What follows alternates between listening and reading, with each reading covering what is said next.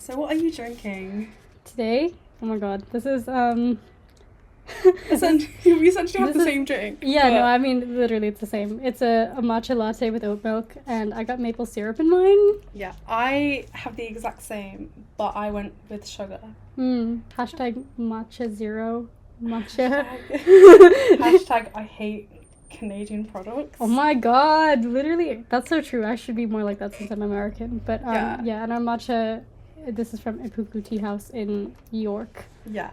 So my first time trying it, and it's delightful. Yeah, no, I mean this is like 10 out of 10 matcha right here. You should make the trip to York just for the matcha. Just for the matcha. No, every single time you want matcha, you should. Like it's floral, and it's not astringent, and it's got this very delicate flavour, and it's everything you want an iced matcha to be. Literally. If you say that matcha tastes like grass, I feel You're like, crazy. No, I actually do think you are crazy, because I'm just like, I mean, I do think it's kind of like with the cilantro thing, where some people think it tastes like soap.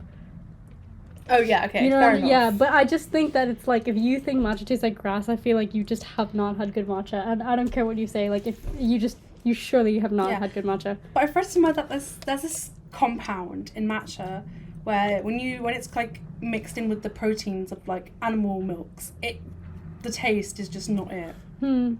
Which makes sense. Well, it kind of makes sense, but when I go to like a boba place and I get matcha milk tea, it tastes good, but that's probably because it's like sugar, like loads of sugar in it. So that doesn't count. I don't know. I just always get oat milk, so I feel like I've not had enough matcha with like whole cow's milk for me to decide that. So it's not my favorite. I don't like it. Neither do I. I like whole milk. I like it with my coffee. I like it with my tea, just not with my matcha. My friend once said that there's room in the milk conversation for nuance, and that there's room for every type of... Yeah, she was like... Room in the milk conversation for nuance. Serious. Bro, that's crazy. I'm serious. She was like, there's room for cow's milk and oat milk and almond milk, all the milks. But it depends on what, you know what I mean? I'm paraphrasing, but she, made that implication with her argument. I'm Lay. I'm Tina. Did you forget your name? No. I was building suspense. Anyways... This is Observations from the Tea Room. Yes. Hence the tea that we're drinking right now. And the observations we're going to make. So, big deal. Big deal. What's our first topic? Okay. I don't know. We have a harsh message for... This is a PSA for all the K-pop girlies out there. For the delusional K-pop girlies out there too. We just want to say that... No, your fave should not have more lines. Wow, why are we screaming that? Yeah, so that's our topic for today. Yeah. What made us think about this topic? What made us think? I don't know, you came up with this topic. So what was it that made me... my god. Oh, so I still love EXO's music. I used to be a pretty big EXO back in the day. I'm sorry. Shut up! I don't know how we became friends too, because you were in EXO like back in the day and I was in ARMY. Like I started like K-pop as like a hardcore like ARMY, like Sugar 95 t-shirt type ARMY. Yeah. But we're peacemakers. I guess so. Ending fan wars. We're mature. And we're mature. We don't we have lives outside of liking K-pop. I mean, now I do. I didn't when I was 14. Oh my god. Yeah, but when we met... How old were we when we met? I must have been... I was 20. I think I was 18 or something like that. Oh my god, that's crazy. Wait, no. Yeah. Yeah, I think you were 18. I think so too. So I used to be a pretty big XOL, and obviously I'd engage in like some of the spaces online and stuff like that. And I just remember there was this really big thing about Seven and him not having enough lines. Babe, he's not there to sing. You know what? See, I saw this meme where this was like way back in the day when I was on like, K-pop Pinterest screenshots of Tumblr, because I was never on Tumblr properly. So all of my Tumblr information is from Pinterest. Anyway, there was this thing I saw where it was like someone naming all the different types of people that you find in a K-pop group, right? So there's like a Sunshine member, the mom and dad member. Yeah, you know the ones. There's the maknae, obviously, is like kind of a predetermined type, but then one of them was like the one that should have more lines. And I was like, when I got into K-pop and I was really into BTS and I was in ARMY, I think people said that about Jin. Yeah, I remember. Yeah, like when I listened to BTS, I was a Jin bias. Really? Yeah. I always pegged you as a Namjoon bias. Now that I'm not even an ARMY, like, his solo music is the best music. It's Agreed. the only one I keep up with, like... But that's a different conversation for another... No, you know what it is? Yeah. I think it's because you told me that your bias from Stray Kids is Chris. And so, naturally, I assumed that you biased... Yeah. No, because it's true. Tell me that it's not true. I mean, yeah, people typically do have a type for leaders. I guess. Because if they're drawn to that personality more... Because it takes a certain personality to be a leader. That's true, but then you look at, like, Subin from TXT, and he's just, like... I know nothing about him. He's just, like, exactly. Like, he's, like, the most introverted person. I always thought, like, I think people... I forgot that he was the leader, because I just think that Yeonjun automatically is the leader because he has more, like, extroverted personality. I don't think that's what you need to be a leader, though. I think what you need is the ability to be concise in how you portray yourself and how you represent the rest of your members. True. And that doesn't necessarily mean you have to be extroverted and you have to promote your group and you have to be this big mood maker. You have to be a stable personality. Not necessarily extroverted, but stable. Okay, fair. Aside from all the leader stuff, so yeah, people used to say that about Jin, that he didn't have enough lines. But what I really found interesting about that, and also, like, this is more information that I got later in my years of becoming an ARMY, is that when Jin was recruited to be in BTS, it was because of his looks. Like, people were just like, he's really handsome. Same thing with Sehun from EXO. Exactly. Like, people were like, he's really handsome, let's put him in this group and have a visual. And I think the role of, like, a visual member in K-pop is crazy, first of all. Like, that's It's insane. I mean, it doesn't exist anywhere else, but it's also just, like, I didn't even know how to explain it. But it's just, like, he went into it. He also, I think, did, like, his degree in acting or something. Like, he wanted to do acting originally before he got put into BTS or recruited. And I think that's really interesting in that what I later found out was his improving in his vocals. Like, I discovered that through listening to his live performances, through, you know, like, later on in BTS songs, he got more or less lines. Like, he would start to kind of, like, grow in that way, to the point where he was releasing a solo song before he went to the ARMY. I don't know, I think that it's more common to see that in kind of third-gen groups, I think, because I find with fourth-gen groups, it's now that, like, know your fave should not have more lines is really more true, because... It's... No, your faves can't sing. I'm joking. No, I mean, that's kind of true. Like, some of them can, but... I mean, singing and dancing at the same time is hard, so I'm not gonna act like it's easy, right? But, like, anyway, okay. Back to the conversation at hand. I mean, you know, this is all part of the process. Yeah, tangents and all. All right, let me, you know, expand on this. But going back to that Tumblr post that was on Pinterest. Yeah. Yeah. I know. The fact that this person has noticed this pattern so often, they've kind of made it a designated role. But I think that's really interesting, right? Is that, like, I think the issue with K-pop, this isn't really an issue, but it is how the industry works, in that they want to market each member of each group as a particular type, right? Like, that's part of the sort of thing about being in a group, is that you have to balance all these different members with different types. And I find that more often these days it's more about a personality thing, but I do think it's interesting that post... Yeah, like, I think that in that post it was like, there was some personality aspects, like the mom and dad or the sunshine. Those are personality aspects, but then the one that should have more lines isn't actually a type, it's just a statement, you know? Like, it's a fact of what people think, you know, or like it's popular opinion, but it's not actually like, this is the type. But then again, how often is it that the member who deserves more lines is the visual member? I think it's more often than not. I think that's true. I think that's true because I see that in, you know, actually, do I even see that in Stray Kids? I don't even think I do. I would argue... I don't see it in Stray Kids. I would argue for Lino, but actually Lino's not the visual member, he's the dancer. Like, But Lino can sing as well. Yeah, he can. And he's been singing more recently in, like, recent Stray Kids activities. Like, he just had that, the Lee Mujin service, I think is what it's called, and he was singing. I haven't seen it. Anyway, he's been singing and, like, doing whatever. But what I find interesting is that, like, his role is different, because I don't classify him as, like, a visual member, and it's only because he's a dancer, and then he just is in Stray Kids, you know what I mean? Like, I would classify Hyunjin as a visual member. This is gonna come up later, because I have a lot to say, actually, about Hyunjin. Like, I actually really do. Oh my god. Yeah, But no, I think the reason why, like, K-pop has kind of strayed away from these, really arbitrary and, like, rigid roles is because back then, especially when K-pop wanted to start appealing to Western audiences, the idea of like listening and keeping up with a group with 7 members,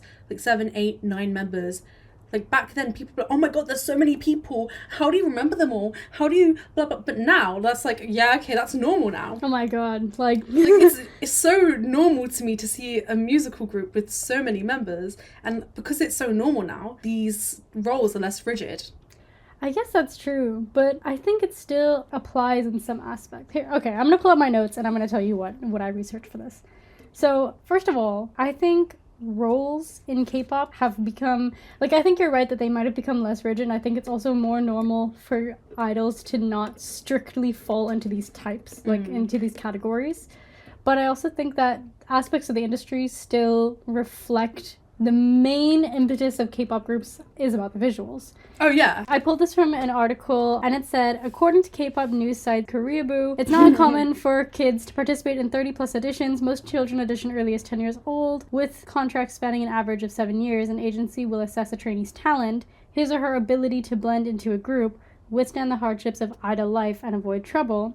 And then from another article I also pulled, beyond song and dance practices, trainees are expected to manage their public image, maintain a certain weight, and be schooled on sex education, basic etiquette, media training, and most of all, staying out of trouble, refraining from drunk driving, doing drugs, and scandals.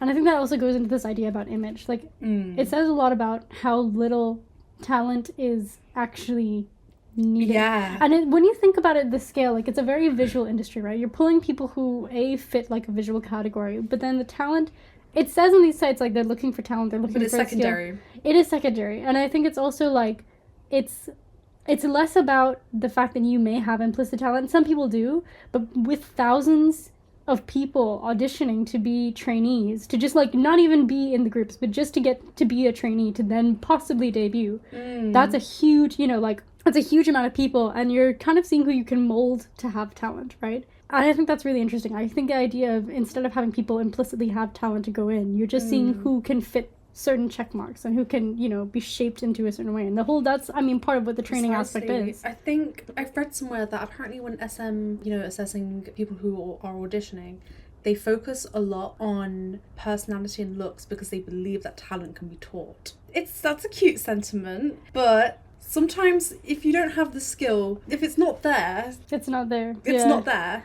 I don't know, but it's like, I think that's also why K-pop is so different from the Western industry, is that I think in the Western industry, you really have to, like, show that you have a talent in order to move up. Like, but being beautiful still helps you, like, absolutely. so much. Oh, absolutely. But I just think that it's also that, you can be beautiful, but it's also more about your ability to actually, like, because you can I think in the Western industry, celebrities can be celebrities for just being beautiful. But being beautiful and talented is a whole different thing. But in K-pop, you can really make your career out of just being beautiful, in a group. Yeah, that's very true. You know what I mean? Like, you can be put into a K-pop group and be chosen over, again, hundreds of other people just for your looks, right? That's crazy. Yeah, that's insane. I mean, like, look at Jin. Like, they picked him off the street. They were like, you're really good looking, be in this K-pop group. But think about all the other people who auditioned to be in that group who didn't end up being in BTS. I watched a video of this guy, I think, who was a trainee in BTS.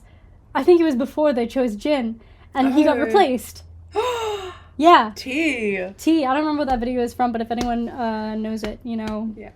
Link in description. Yeah, like, comment it down below if you know what we're talking about, or maybe if Lay's just made that up. I can find it on YouTube right now, Probably. So your turn to yap. I don't necessarily think that every member of a group should be best singer in the world. Idols don't need to be able to sing because there's a reason why they're called idols and not musicians or artists, because there's a big, big difference between being an idol and being a musician. Like, there are some idols that are musicians, there are some, idols that are just idols, and there are some musicians that aren't even idols. I feel like we have to talk about it because it's so prominent now. Because, this is immediately, when you posed this topic to me, immediately what came to mind is all of the discourse right now about Le Sserafim. I don't actually listen to them that much. I know, like, maybe 3 Le Sserafim songs. I don't listen to them either, so... Yeah, I know, like, kind of some of their big tracks. But, basically, I know that there has been a lot of discourse about their ability to sing because people have been seeing their live performances. I think it was of one of their more recent songs. Easy, I'm pretty sure is what it is, and they were just like, these girls can't sing. Like, everyone was just like, oh my god, like, and you know, this sparked a lot of this debate online, right? And so I found a video essay by a YouTuber called Wenfinish. Okay. Yeah, and the title of the essay is The Problem with Le Sserafim and K-pop Vocals. So, basically I pulled a bunch of quotes from this, but I think it really kind of, you know, we can go one by one and talk about these quotes. So the first thing that I pulled from this was, this is an industry that favors visuals and aesthetic presentation over musical talent. But this never meant that idols don't need to be trained to sing on key. Oh, that's cold. Burn! That is cold. Yeah, but like, I don't know. When I heard that, I was kind of like, you know what? I actually do agree. And again, I think another thing is that this person in the video claimed to be more of a second gen, third gen stan. So their standard for like singing, it's way higher. It is way higher. But that's the thing is like, is it higher? Because people who, you know, stan Le Sserafim, I think is a primarily like fourth gen stan demographic. People younger than us, right? Yeah. And they're mad about them, you know, these girls not being able to sing. But I don't know. Then it comes back to like, can you actually teach somebody to do that? Like, can you actually like enforce talent on somebody? I don't believe in talent. I believe in hot take. Yeah, I don't believe in talent. I believe in skill because, you know, I'm a creative person. Okay, sure. You know, I do screen printing. I do my graphic design thing, and I don't view that as talent. I view that as like skill.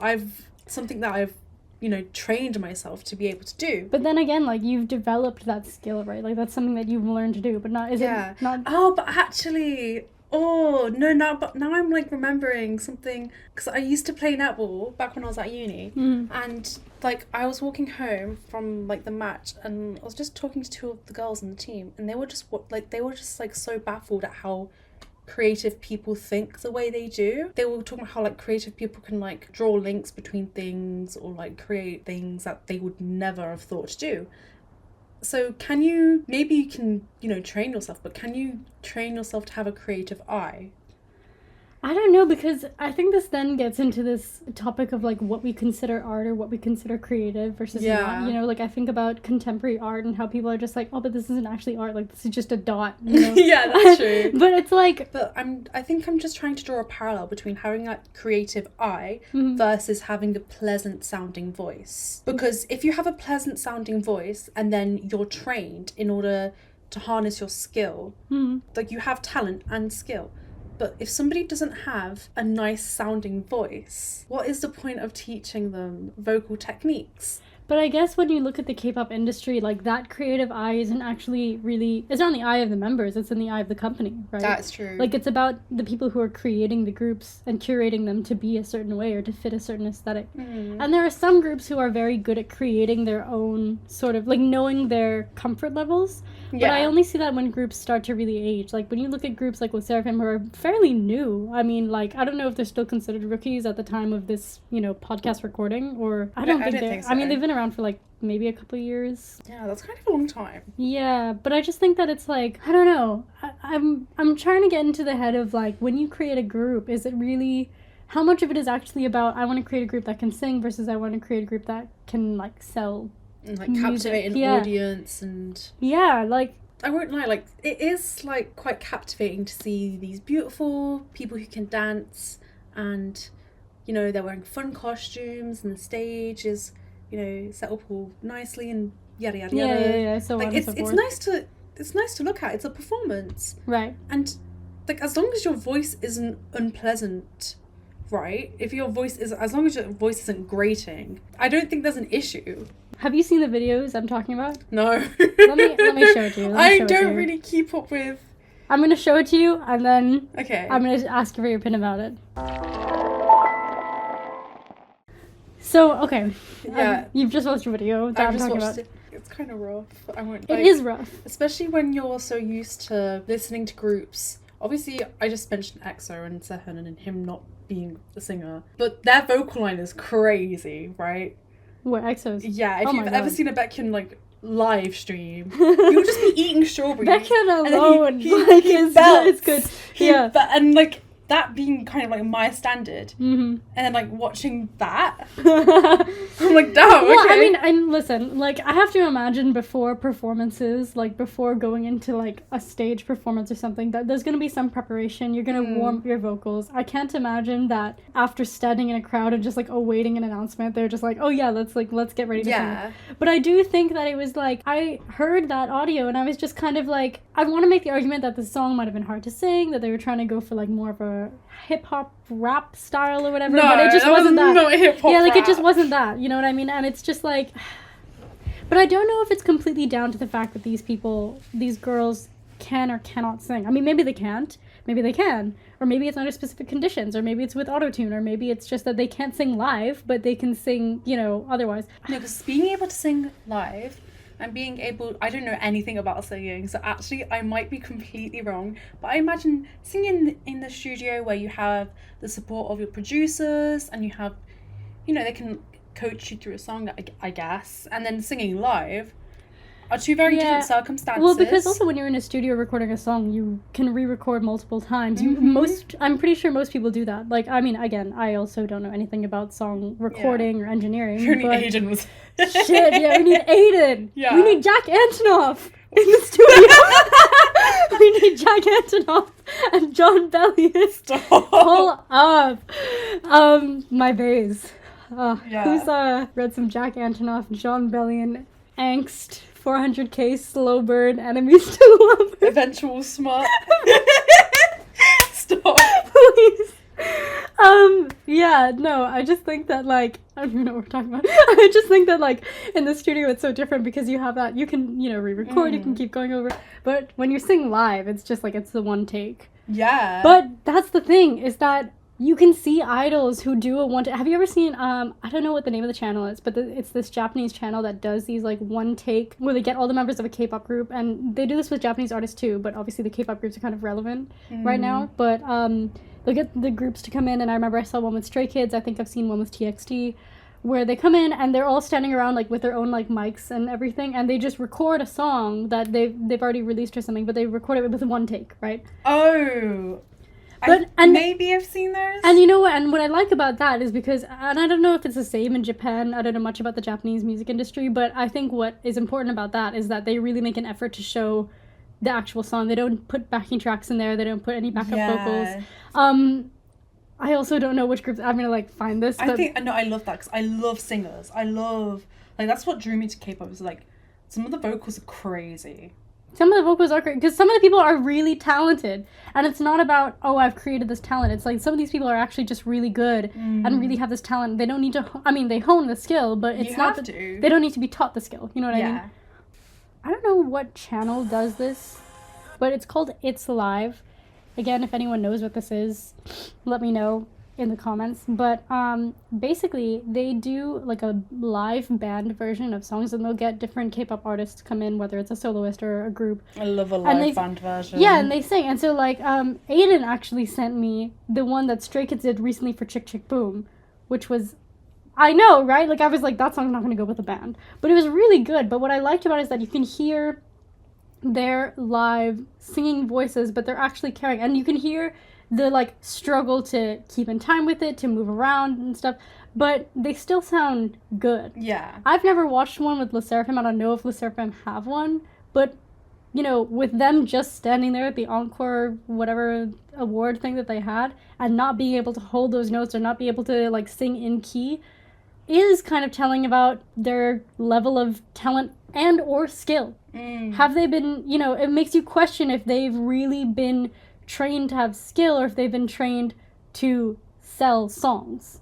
Interesting. Because they're immensely popular. And yeah. I think another thing about LE SSERAFIM is that this was the first girl group that HYBE released, right? Like, this is the first girl group they've ever done, and this is really, I mean, that was a big deal. And, you know, I could go on about kind of my thoughts on LE SSERAFIM and New Jeans. And it wasn't New Jeans that debuted first? No, it was LE SSERAFIM. And that's what a lot of, you know what, I get so mad about that because I love New Jeans. I think that I mean, that's a whole separate topic. I love New Jeans. But what I found really annoying about when they debuted is that I thought that it was kind of overshadowing LE SSERAFIM's rise to fame. You mentioned this to me. I have, because there was no need for another girl group. Yeah, because I think that they were doing really well. Fearless did really well as a debut. Anti-Fragile did immensely well. Anti-Fragile's everywhere. Yeah, exactly. But that's what I mean, is that, like, when Le Sserafim debuted, they had a really strong K-pop start. You know, their songs were selling, their performances were selling, people loved the members, you know, you got popular members in there, like, you got all that stuff. And then New Jeans came in, and, I mean, the thing about New Jeans is that no matter when New Jeans would have debuted, they blew it out of the water. They really did. They blew shit up because they were doing something completely different. And the other thing about New Jeans is that they're really, really talented. They are. Their live vocals sound amazing. All 5 of them sound really great live. They're good at performing. They're good at capturing their audiences. And their music is also really unique. And it's introducing something into K-pop that has been under wraps for a while. You know what I mean? Yeah. Like the sound, anyway. But that's soft D&B. Yeah, exactly. Like that's, I mean... K-pop groups have been doing it. Yeah. Just not as prominently as New Jeans are now. And almost not as K-popified as New Jeans are now. You know what I mean? And I think my problem with that is that New Jeans feel more trained to be singers and to be like really like putting not just like K-pop but really putting like music out into the world, like really putting, because I mean look at how popular they are across the globe, like you know, and Le Sserafim are also really popular, but I think it is that they're very particular in K-pop, I find.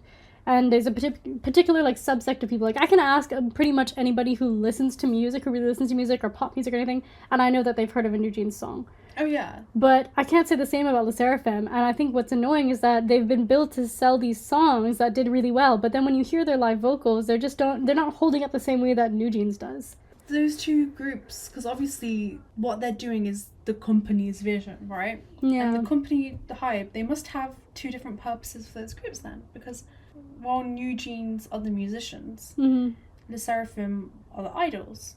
Nothing wrong with that. But idols shouldn't be held to the same standards as musicians, but like...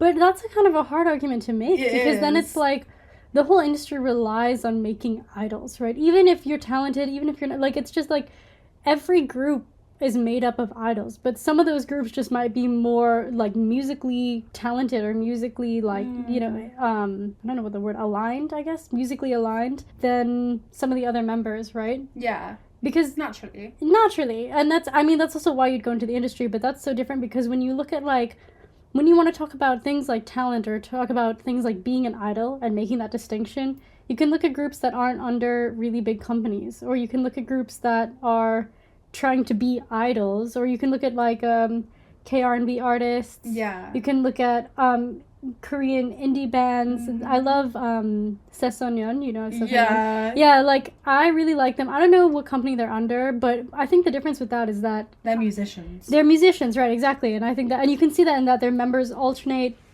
You have people actually playing live drums, playing live guitar and bass, and singing, and you know, honing those skills is one thing, but it's not about being an idol because you don't see them interacting and selling the same way and like trying fan to service, and there's no like performance. There's no like, I'm the Sunshine member. I'm the that doesn't exist in the same way, and I think that's like you even see that in kind of a hybrid level with Day 6.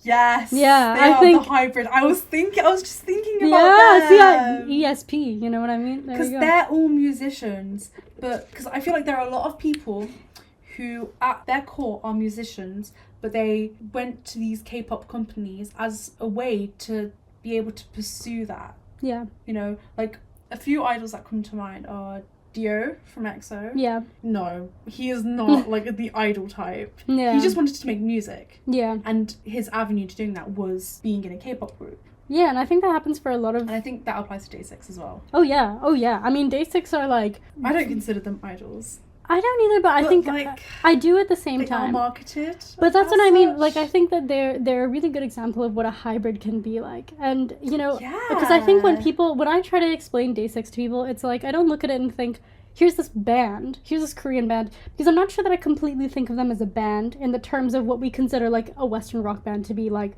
Arctic Monkeys, or they're definitely like, not. They're definitely they still like have like cup sleeve events. Yeah, or like the 1975. Like I don't think of them in that sense. But I also don't think of them in terms of like an idol group where you think of like One Direction, BTS, like 5 Seconds of Summer. Like I don't know, because their appeal isn't in their looks or their charm and charisma. Mm-hmm. Like it's all concentrated in the music.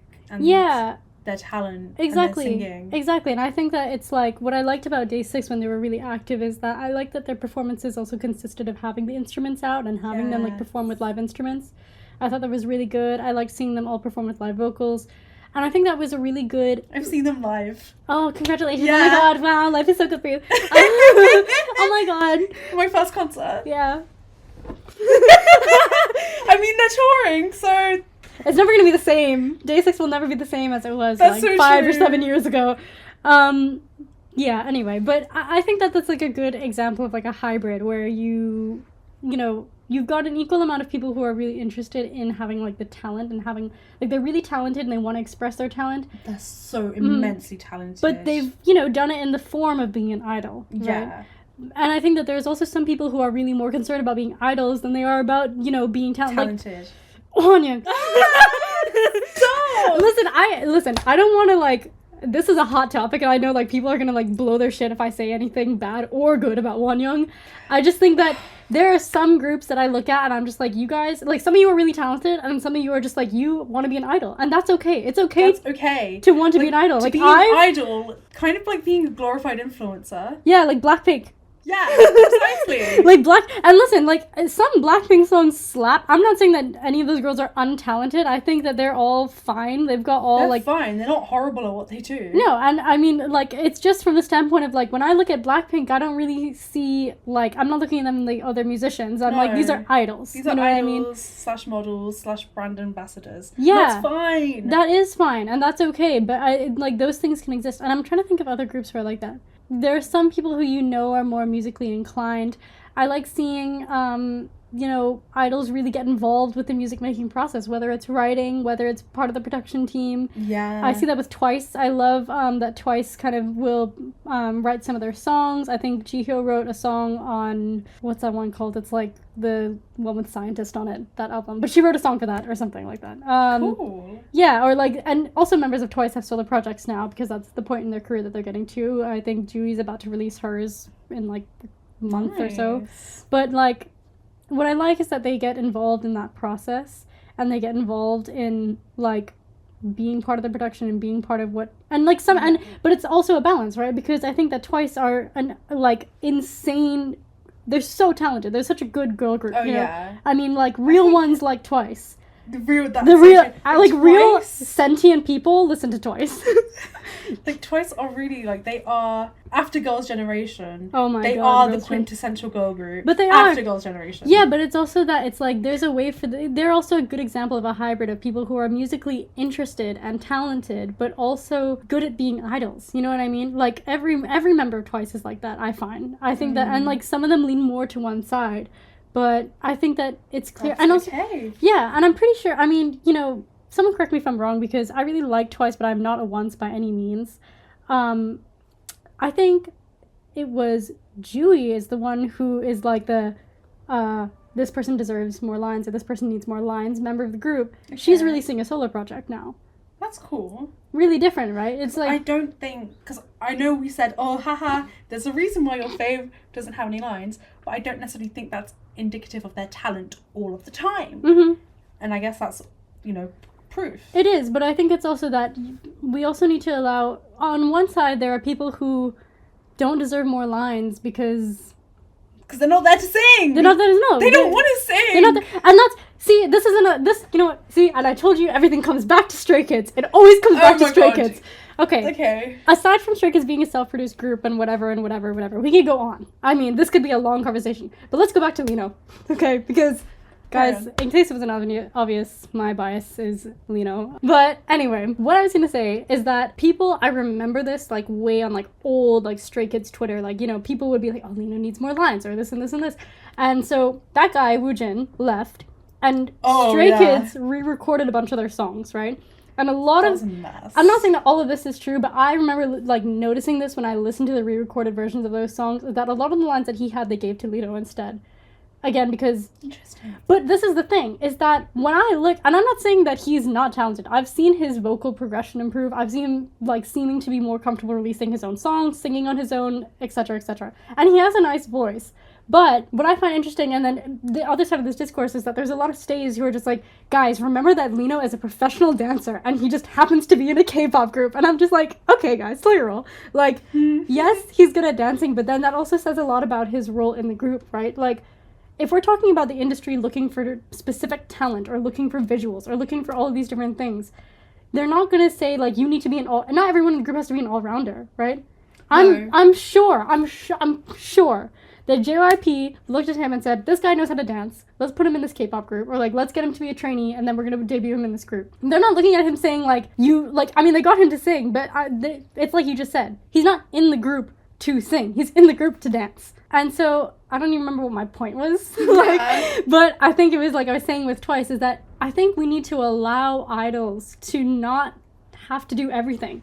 We should allow idols to just kind of have their own specific skill sets or talents and be in the groups without, it's one side to be really bad at what you're meant to be doing, the Seraphim. Like, it's one thing to be really bad at singing, or, like, not being able to hold notes live, but then it's another thing to also just be like, yeah, I'm not singing in this group that much because that's not why I'm here. Or, like, I'm a visual member, I'm a dancer, I'm a rapper, I produce the songs. And I feel like K-pop fans now widely share that sentiment. Because I think a few years ago, no, people wouldn't have not accepted that opinion. It's so hard for one person to balance all of these things that it takes to be an idol. Yeah, to master all of those things. And that's not even the half of it. I mean, those are, like, the outward parts of being an idol, but then there's all the social stuff. And to expect every member of every group to do that is kind of harsh, you know what I mean? Oh, yeah, like...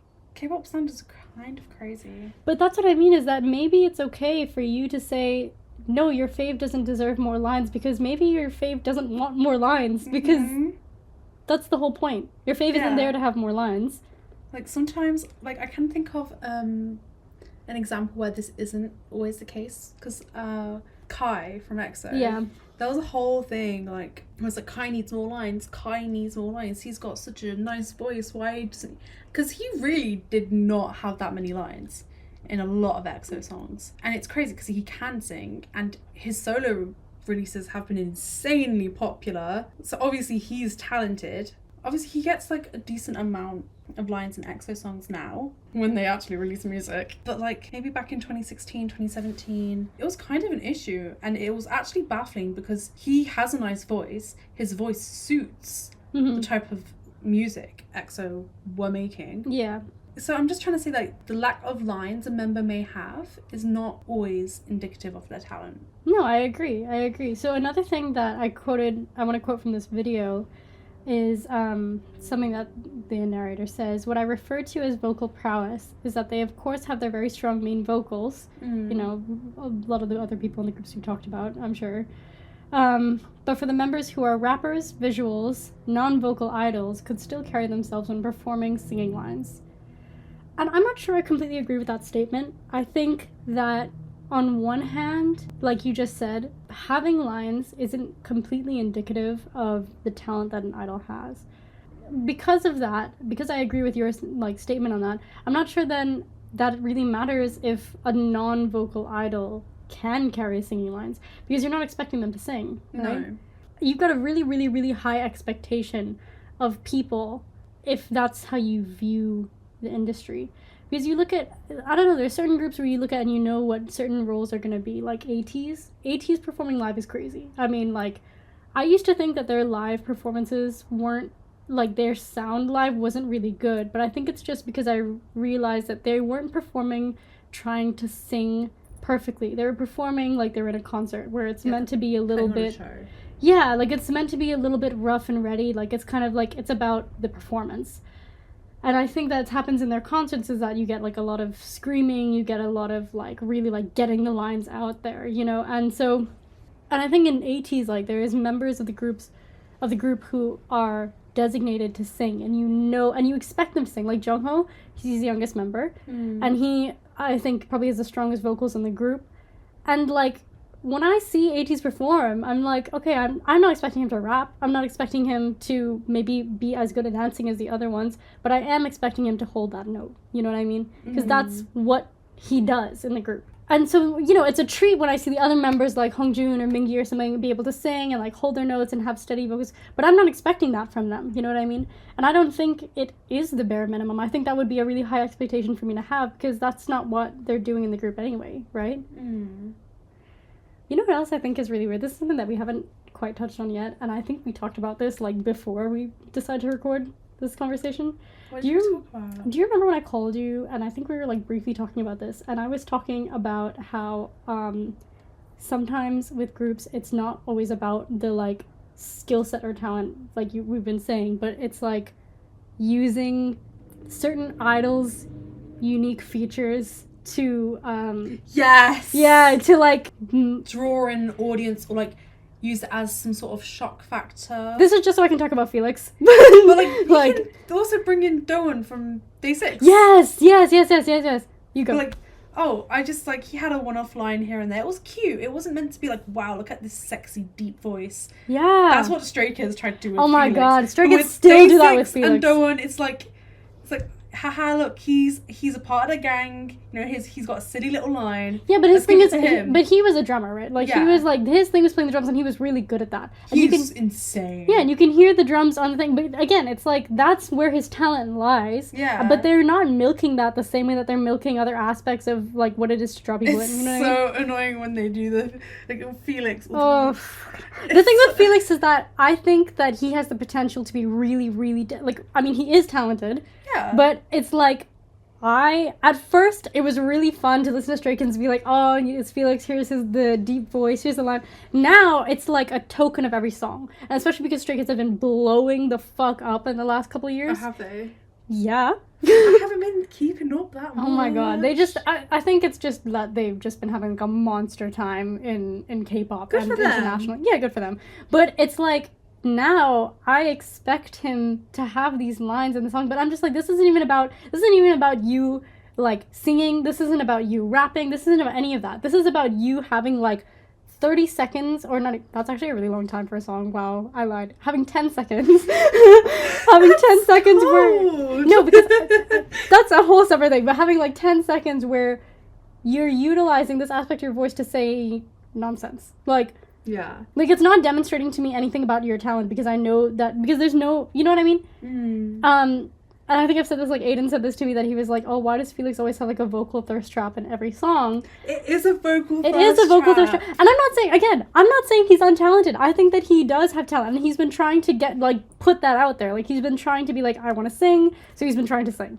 And he's been, like, showing his skills in dance, and that's great. You know what I mean? And he's also, like, his talents also lie outside of that. Like, I think that he's good at, like, talking to fans, and he's funny, and those are all great personality traits.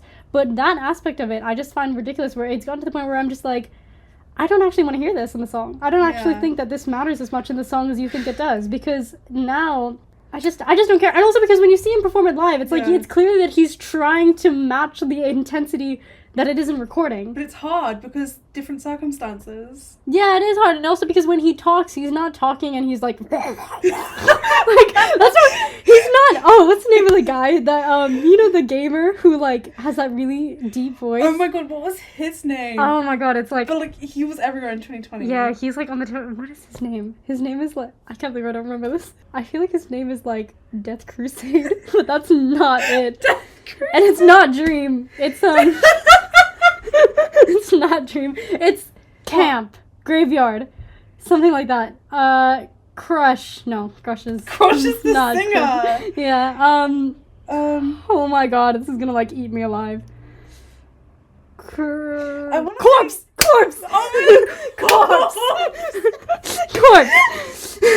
It's not like, and even then, like, I know that Corpse is putting that on, okay? I know he's putting it on for the gamer girls in the audience. But Felix, when he's on live, he's just talking like a dude. Like, he's just a dude, bro, you know what I mean? And, like, it's like when he's performing, I can see that he's, like, trying to put the, like, deep, like, vibrato into his voice. And I'm just like, girl, calm down. Like, it's not that serious.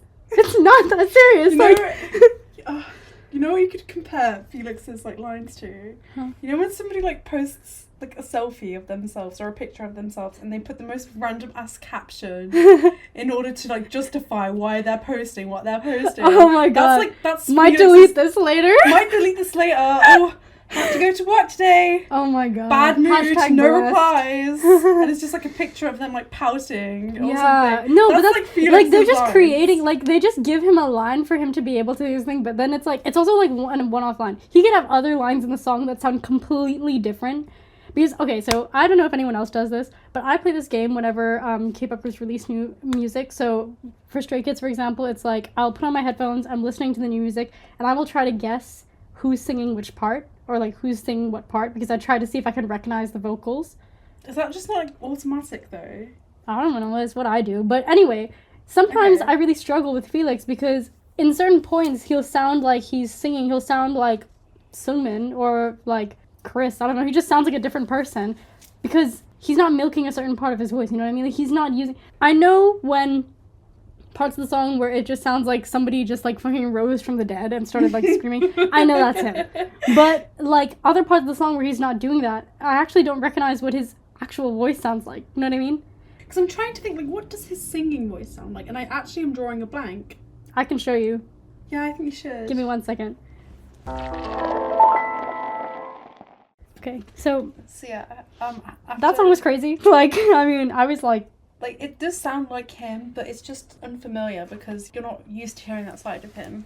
it's not bad, but it's also just like, my brain is kind of having like a what the fuck moment. Some fans will write that off as like, oh, he's so talented, oh my god, look at him. And I'm just like, literally calm down. But it's just like, they have focused so much on making, I don't know what I'm trying to say, but like making his talent around this one aspect of his personality that now like this is like I don't, like hearing him sing is wrong to me. Like I'm just like, this isn't right. Like this doesn't Yeah. make sense.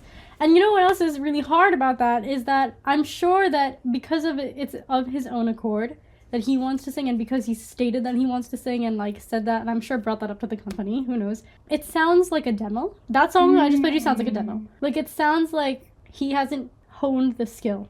I think the potential for the talent is there. I just think that it's like, He doesn't sound bad at all. He does not sound bad But- by any means. does he deserve those singing lines yet? Does my fave deserve more lines? Here's the last quote that I pulled from this video. K-pop, at the end of the day, is music. And music where they're singing, and it's your job. I think it's bare minimum to expect them to hold a note. Just to be able to hold a decent note, like to sound at least good. And I think it doesn't matter if it's because of your personal talent or because you've been trained to do so. But if it is because you've been trained to do so, then I think it's really on the companies to recognize that that's really important. Like it isn't really, I mean, as much as we put emphasis on visuals and all types of talent in K-pop to fit into the group and to make the group chemistry and dynamic work, I do think that the time should be taken to make every member of every group tailored to whatever their talent is or whatever skill you want them to have, right? I think their fave doesn't have as many lines. It's for a good reason, but I also think that if K-pop companies want everyone's faves Yeah. to have lines, then they need to... It's not on the idols. You know, it's really... I always said, and this might be a hot topic, but I just don't think that it's ever truly on the idols. I think that K-pop is so dodgy. Oh yeah. Companies are just so wild. Like, Totally. And like, obviously, when it comes to line distribution, a lot of that is up to the producers. But there was that video of Daisy from Momoland when they were still a group. okay, yeah. And she was like, sometimes like a particular member who doesn't like to sing, who their goal is not to be a singer, right? Mm-hmm. What they do is that they get all of the members and they'll have them sing a part. And some of them will like kind of deliberately not sing as well as they could because they don't want lines. To them it lessens the burden of having to perform, dance and sing at the same time. You know what else? It's also like we peg K-pop as this heavily like vocal industry, but it really is a performance industry, right? Is. I think it's like that actually makes a lot of sense in that if you, let's say your main vocation is dancing, or you're Lino and you're a professional dancer and you just happen to be in a K-pop group, like it's like, no, you have trained in dance, and dance is what you're passionate about, and dance is what you want to focus on in your career, but in somewhere where you're going into the Korean industry, and that's how you've decided to go into the industry, or that's how you've had to go into the industry, it's really hard to not have to do everything, you know what I mean? Like, that's really hard to just say, like, no, I just really want to dance. I mean, how many, like, Korean dancers are promoted under JYP? But Korean idols, Korean singers, Yeah. you know, you're in a K-pop group, you know, you're expected to sing and release songs and whatever. There's nothing, like... In a way, like, the K-pop industry is like what Disney is to the West. Because, like, there's the whole, like, the Disney pipeline, like, how, you know, people like Dove Cameron. Oh, yeah. Selena Gomez. Yeah, they'll Disney, and then they'll Disney their way out into, like, because, like, Sabrina Carpenter. Oh, yeah, Sabrina Carpenter.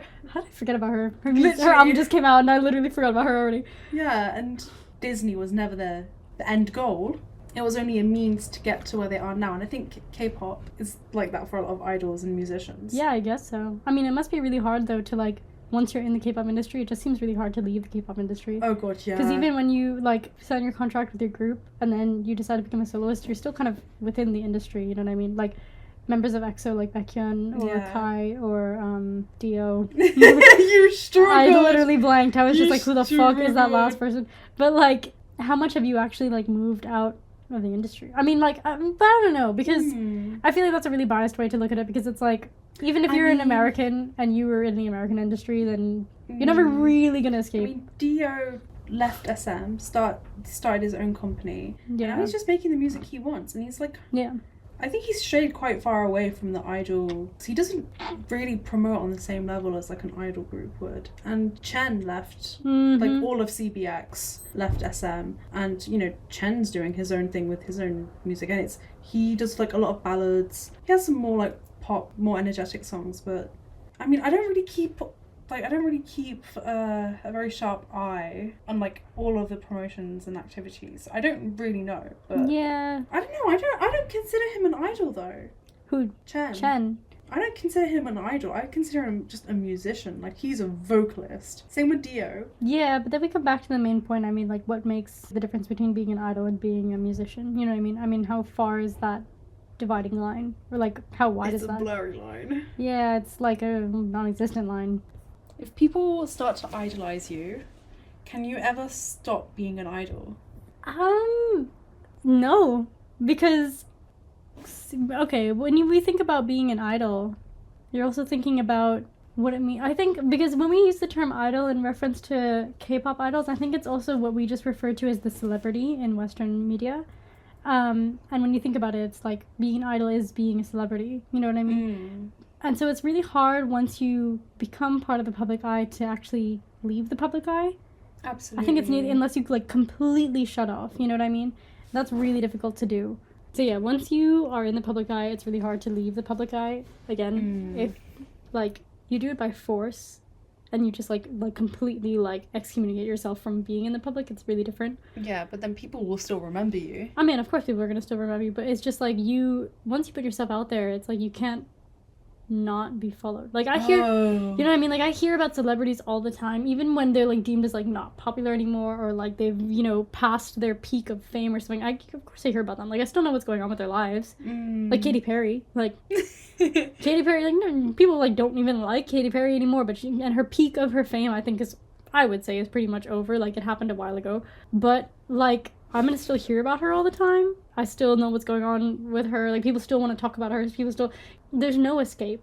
This reminds me, you know how earlier I said once you release something on the internet, it no longer belongs to you? Yeah. When you become an idol, when you become famous, do you belong to yourself?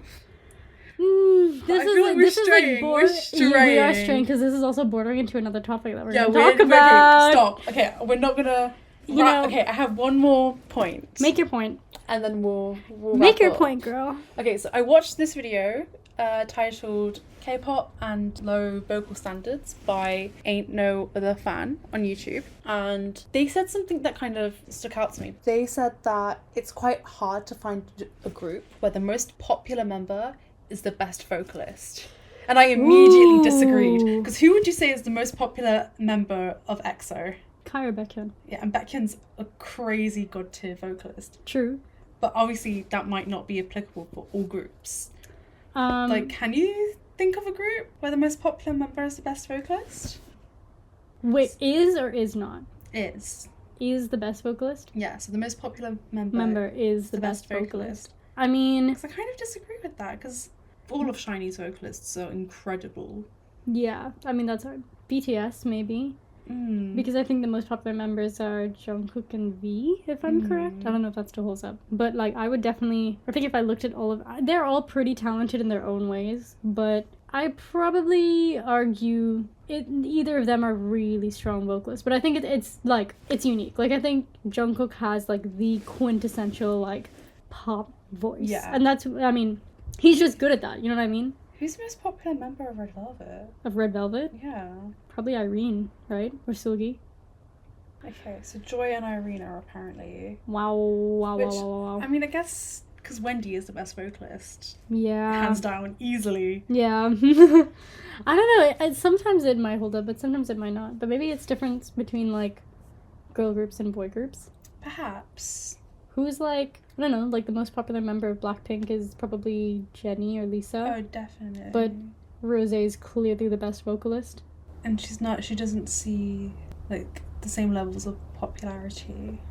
I think it can be true, but I think popularity is always relative, but I think it's also always based on the visual aspect of it. I think more than anything, it is absolutely based on the visual aspect, as much as that might be a really harsh thing to say. I don't know if that necessarily means that the people are vocally talented. Like, I think I actually agree with the statement from the video.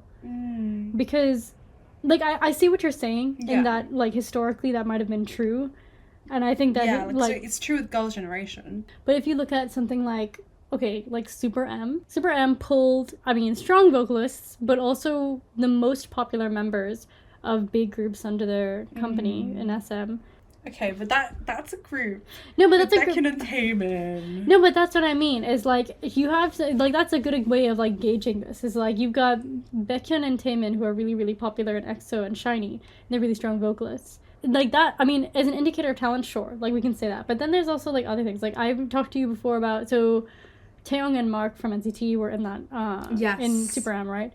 And I have, like, okay, first of all, neither of them are vocalists. They're definitely more on, like, the rap side of things. Yeah. And I do actually, like, probably Mark is one of the only people in K-pop I can, like, honestly say is, like, a rapper. You know what I mean? Because K-pop rapping is, like... K-pop rapping is... it's, like, he actually is flow. You know what I mean? It's like, oh, you can't sing? Okay, you're a rapper.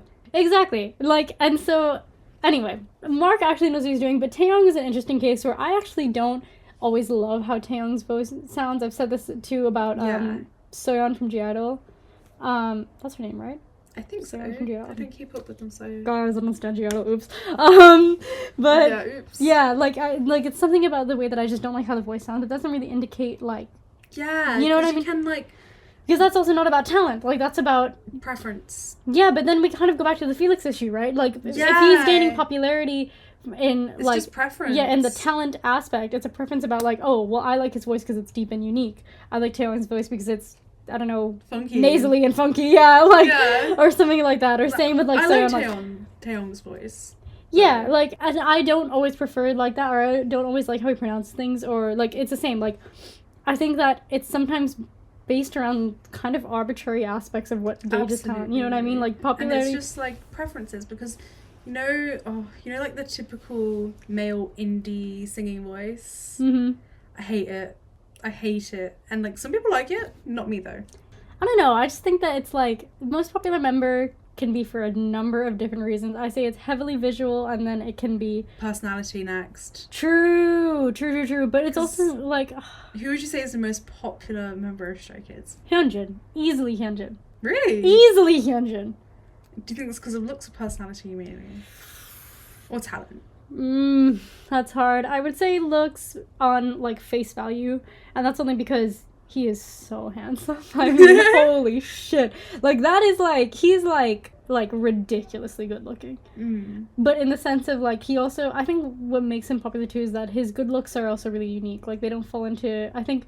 Especially, again, we love to make jokes about how queer Stray Kids fans are, but I think it is that, like, with Hyunjin being so popular, he does have a very unique face, you know, like a unique look. But anyway, that is also, I think that is heavily visual. I think people sometimes, I also remember this kind of on the early days of being a fan of Stray Kids, and that people would talk about how, not enough people talk about how talented Hyunjin is. Yeah, I think I vaguely remember those conversations. I think Chris is pretty popular. I think that's personality-wise. I think it's his personality. Gay people love him. Gay people love him. Gay people love him. Gay people love him, and... That's a crazy statement. He's like my therapist. Chinese room is like my therapy for He doesn't free. do it anymore. No, he doesn't do it anymore. You know why? Because that's so much fucking pressure to put on somebody. He's not a therapist. He's a producer. I thought he didn't do it anymore because there was some... I know, I'm just making jokes. Lamau. But because obviously he's like the English-speaking idol. Well, him and Felix. But he was definitely more... Is Felix proficient in English? Is he? No, because even he said that he's forgetting English. Stop! Because you know how chronically online both like Felix and Chan are. What if they find this? That'd be so fucking funny. That'd Then we be could have them so as a guest. Funny. Then we could do like part 2 of this episode with them. Shout out to Felix and Chris. If you listen to this podcast, please contact us. I know how shitty the audio quality is, but please contact us. It would be so fun. We would love to have you around, have some matcha, hang out, talk about the industry, talk about making music. You know, like... You are so unserious. Duh. This whole thing is unserious. Duh. Did you see what the password to this account was? Shut up! Of course I'm unserious. One of my favorite groups in K-pop is Stray Kids. Of course I'm unserious. Oh, that's so true. Yeah. You have to be unserious. You have to be unserious to like Stray. You actually can be like a serious person liking Stray Kids. If you like are... You can't be a serious person and like K-pop. That's so true, actually. You have to be a bit like absurd. But like low-key, like when I read K-pop comments online, sometimes I'm just like, this has to be AI generated. Like you, like sometimes I read comments under K-pop TikToks or something, and I'm just like, you aren't like a human being. Have you ever seen like an unhypen comment section? No, never. Yeah, once because in my life. because I think most of the time it's just like much younger fans, like people who are much younger than me. But I think that when I read comments, certain K-pop comments, or like the type of comments that used to be under like VLive videos. Oh my god, VLive. Yeah, like VLive comments back in the day. I mean, like, you can't tell me that that's a... If you ever had the VLive app if you deserve a veteran's discount. No, literally, like, if you were the type of person who went into a live stream and you commented just like 100 emojis of your country's flag. Hello from... Yes! Hello from Brazil! Hello from Turkey! It's always Brazil and Turkey! It was always Brazil! It was always Brazil. Shout out Brazilian K-pop fans. Shout out Brazil, I love you, Brazil. Yeah, but it was, oh my god, it was so fucking funny. Like, it's just like, what was even the point of that? You're like an unserious person. I was an unserious person because I would go into VLive and I would comment things. Love like, from Trinidad! No, not Love even. from Albania! No, I wouldn't even comment. I wasn't even that type of person. I would be the type of fan who would go on and try to like have like a normal, like I try to be a normal, like cool fan, and I'm just like, oh my gosh, how are you? Like, what's going on? Like, I would comment like I'm a normal person, or like instead of being like, what? A side note, Yeah. have you ever been noticed on like an Idol's like live? Yes. Who are you? No, like a new group that like had 3 members who disbanded like 5 million years ago who had one song. Like What group? they're called Lime Soda. I think I've heard of them. I had listened to one of their songs and I just like went onto one of the lives that they had, and there was like 12 people on that live, and I commented and she just like immediately like read it. Have I ever been, you know what my dream in life is to, I'm convinced that like someone has seen my comment, but I just have not read it out. no, because again, I'm very unserious, so I don't think that they can. Yeah. I feel like, but this is the thing, you know what, okay, I mean, we're kind of getting into like blooper territory right now, but We are. it's like low-key. Do you ever have like certain idols that you just think like, I would be really, like if I was actually with this person, we'd get along so well? Ooh. Oh, I don't know. I don't think I know enough of their Dog, personalities. I know if I met Namjoon from BTS, he and I would have so much fun. We would be baes.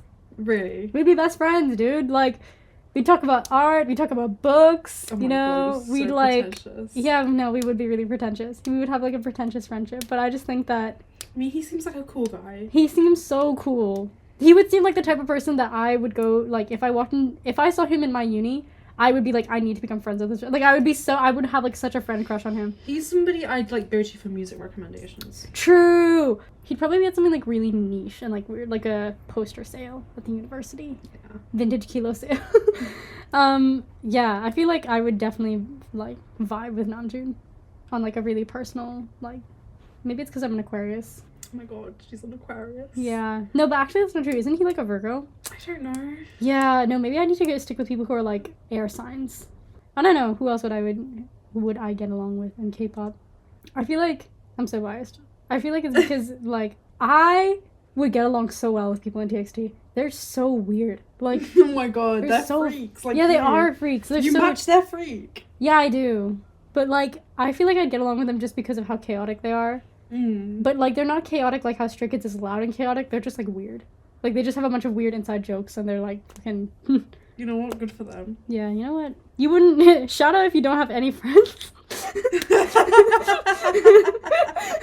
You're so mean. No, I'm not. That concludes today's episode. Yep. So, what's our stance? You know, how do we feel about this topic? In one sentence, if you can. I don't know. Great. Well, thank you for your take. What's your take? What's my take? How do I feel? No, your fave does not deserve more lines. No, they don't. No. But sometimes, maybe they do. Maybe for the funsies, or like if they genuinely are being mismanaged. Sometimes they do. Sometimes they don't. It's nuanced. It's nuanced. It's relative. It's subjective. Yeah. It's arbitrary. Oh my gosh. We just made an entire hour-long podcast about an arbitrary statement. Thank you for listening. Thank you. If you enjoyed this episode, please let us know. Let us know. If you hated it, don't let us know. let us know. Oh.